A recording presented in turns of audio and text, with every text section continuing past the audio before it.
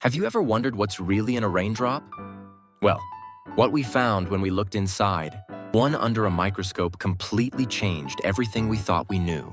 It all started with a simple question. What does a raindrop actually contain? We knew it was water, of course.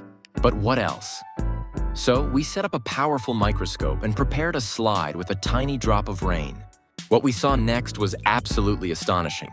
Initially, it looked like a clear, unremarkable droplet. But as we increased the magnification, the water came alive.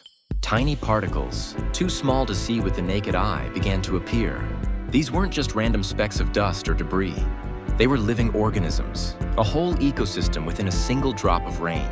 We found bacteria, algae, and even microscopic animals called protozoa. Each drop of rain was a miniature world teeming with life. The protozoa were especially fascinating. They moved with purpose, hunting and interacting with the other organisms. It was like watching a tiny, invisible Serengeti. This discovery completely altered our understanding of the water cycle. Rain isn't just a simple transfer of water from the sky to the earth. It's a complex process, carrying life and influencing ecosystems in ways we never imagined. This also made us think about the air we breathe. If rain carries living organisms, what else is in the air? This opened up a whole new field of research, with scientists exploring the biodiversity of our atmosphere.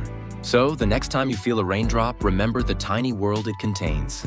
It's a reminder of the hidden life all around us, and how much there is still to discover.